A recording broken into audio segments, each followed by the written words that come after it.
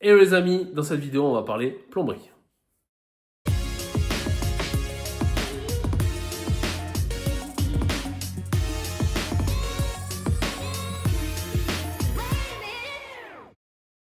Et oui les amis, la plomberie, on va parler dans cette vidéo rapidement, ça va être une vidéo courte, on va parler rapidement de l'élaboration de tous les circuits, comment on a pensé tout ça. Et pour l'installation pure et dure, il y aura une autre vidéo, bon ça ne suivra pas forcément, ça s'enchaînera pas, il y aura des vidéos KNX, etc. qui vont arriver, Sandrine est en train de s'en occuper en ce moment. Mais donc voilà, donc il y aura plusieurs chapitres dans cette partie plomberie, et donc là c'est l'élaboration. On s'était quitté au niveau de la plomberie à l'intérieur de la maison, voilà, au niveau de l'entrée de la maison, au niveau de l'entrée de l'eau, l'arrivée de l'eau depuis le compteur tout au bout du chemin là-bas. Et en fait, on a fait passer un tuyau en 32. Pourquoi on n'a pas fait passer un tuyau en 25? Pourquoi 32? Tout simplement parce que la longueur, il y a 120 mètres quasiment entre le compteur d'eau et l'entrée dans la maison. Donc 120 mètres, il vaut mieux avoir du tuyau assez gros pour maintenir la pression et le débit. Ensuite, on a un raccord avec un raccord type compression, un raccord qui vient compresser en fait le tuyau PU noir qui arrive dans la maison, avec un petit joint torique qui vient compresser ça et qui vient empêcher les fuites. Ensuite, on a mis un petit coude qui nous permet de partir sur la droite pour aller choper tous les équipements et les nourrices. Donc, le premier équipement qu'on trouve, équipement entre guillemets, c'est une vanne d'arrêt. Donc on a mis une vanne d'arrêt générale parce que des fois, s'il y a une grosse fuite ou quoi, c'est plus facile d'aller au niveau de cette vanne plutôt qu'au niveau de la nourrice pour aller tourner le robinet. Donc la vanne, il suffit de la fermer et puis on est tranquille. Sur cette petite vanne, j'ai mis en aval un robinet de purge. Donc voilà, le robinet de purge, alors c'est des vannes spéciales qui sont avec des robinets de purge. Ça permet de purger un petit peu le système si jamais on doit vidanger un petit peu toute l'eau qui est dans l'installation. Donc là, c'est à ce niveau-là. Ne le mettez surtout pas dans l'autre sens, c'est-à-dire en amont, parce que sinon vous allez essayer de purger toute l'eau de la ville. Et ça, c'est pas cool. J'ai oublié de préciser, au niveau du compteur là-bas, il y a une vanne anti-pollution qui permet d'empêcher, en fait c'est comme une vanne anti-retour, qui permet d'empêcher l'eau de l'intérieur de la maison de potentiellement aller polluer l'eau de la ville. Voilà, ça c'est important de le mettre. Nous c'était Eau de Toulouse qui l'ont mis en place, au moins là-dessus on est peinard. Revenons à l'intérieur. Donc après ma vanne d'arrêt générale, on a un réducteur de pression. C'est-à-dire que c'est cette espèce de truc biscornu là, avec un filtre dessous, tout est fourni avec, la clé pour défaire le filtre. On ne sait jamais, il peut y avoir des impuretés, etc. Surtout quand on commence à avoir de l'eau au début de l'habitation, à la fin du chantier, il peut y avoir des cochonneries un petit peu dans les tuyaux. Donc ce filtre est là pour capter en fait les plus grosses impuretés qu'il pourrait y avoir dans les tuyaux, qu'il pourrait y avoir dans l'installation dès le début. Donc voilà, donc ce filtre est là. Et en fait, en haut, on a une espèce de petit bouton là qu'on tourne et qui peut nous régler en fait la pression qu'il va y avoir dans toute l'installation en aval. Donc, ce qui est important, c'est de maintenir une pression entre 3 et 3,5. C'est quand même ce qui est recommandé, à moins que vous ayez une installation avec 5 étages, et forcément il va falloir un petit peu plus de pression.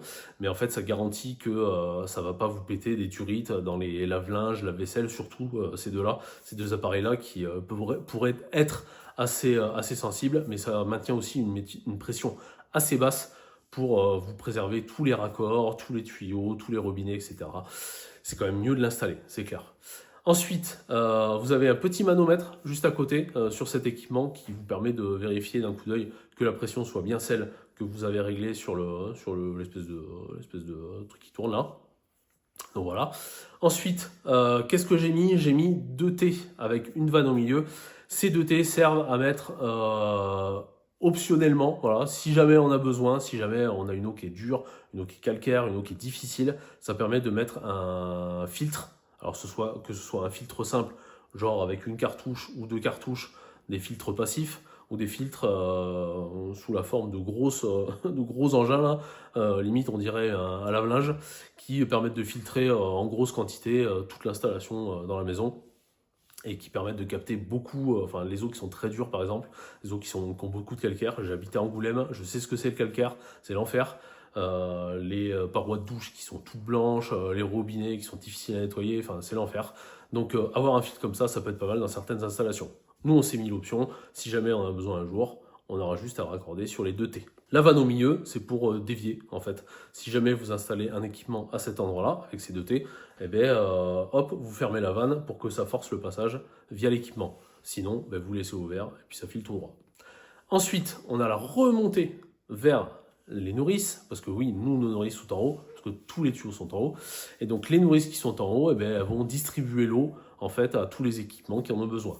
La vaisselle lave-linge, les robinets, les douches, les baignoires, les fontaines, les robinets extérieurs, tout ce que vous voulez, tout ce qui a besoin d'eau, un frigo américain par exemple, eh bien, tout ça, ça va partir de là. Alors on dirait une espèce de clarinette, il y en a qui appellent ça des clarinettes d'ailleurs, et en fait ça permet de distribuer de façon égale la pression un petit peu partout dans tous les tuyaux.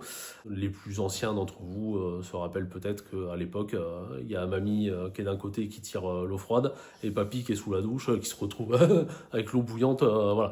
Donc c'est pour éviter ce genre de choses, même si maintenant on a des thermostatiques, voilà, au niveau des douches, etc., qui permettent d'éviter ce genre de choses, mais bon. Avoir des nourrices, ça aide quand même. Sur la nourrice, on a des tuyaux de 16 qui partent pour les robinets les moins demandeurs, pour les équipements les moins demandeurs en eau, et des diamètres 20 qui partent. Alors, j'ai trouvé des raccords à compression pour les diamètres 16, j'ai pas trouvé des raccords à compression pour les diamètres 20. Donc, j'ai dû prendre des raccords fixes multicouches en 20 et les sertir sur place. Donc voilà, c'était un petit peu contraignant. J'aurais aimé avoir une autre solution. Et d'ailleurs, vous, si vous connaissez des équipements qui sont équivalents à tous ces raccords à compression, mais en diamètre 20, je veux bien que vous mettiez les liens dessous parce que j'ai vraiment pas trouvé. Ensuite, au bout de la nourrice, on a un coude qui repart. Et en fait, ce coude, il repart vers le bas, vers la PAC qui se trouve au milieu là, et qui va nous permettre de re-remplir un petit peu d'eau si jamais il y a besoin, qui va nous permettre de remplir à nouveau le plafond chauffant si jamais on a fait une purge parce qu'il y en avait besoin. Voilà. Donc ça va servir à alimenter en eau tout le plafond chauffant et d'alimenter également en eau, parce que j'ai mis en diamètre 20, le chauffe-eau thermodynamique. Donc voilà, toute l'eau qui va partir vers le chauffe-eau thermodynamique va passer par là. Et d'ailleurs, le chauffe-eau thermodynamique, ça fera l'objet d'une vidéo, on verra ça plus tard. Donc, une fois que l'eau est chauffée, eh bien, elle revient, elle va dans la nourrice d'eau chaude, qui elle va être distribuée là où on aura besoin d'eau chaude. Buanderie, cuisine, douche, salle de bain, plus globalement. Voilà. Il y aura un tuyau de vin qui partira vers la salle de bain numéro 1. Là, ce sera un petit peu spécifique parce qu'on aura une recirculation d'eau chaude, c'est-à-dire que c'est quelque chose qui est là pour éviter de consommer beaucoup d'eau en attendant que l'eau chaude arrive. Pourquoi? Parce qu'il y a de la distance. Voilà. Donc là, avec la recirculation d'eau chaude, on aura juste à ouvrir le robinet et puis il y aura de l'eau chaude. Pareil, vidéo dédiée. Voilà, je crois qu'on arrive au bout. On mettra aussi de côté tout ce qui est partie chauffage, ce sera une vidéo dédiée. Là vraiment le but c'était de vous montrer comment j'ai élaboré mon circuit. Vous pouvez mettre à des endroits des vannes pour purger si jamais vous êtes un petit peu inquiet sur le fait qu'il y ait certains équipements qui doivent être purgés un jour ou l'autre. Donc des fois il vaut mieux mettre une vanne avec une petite purge dessus, voilà, histoire de pouvoir un petit peu vider et puis isoler certains équipements.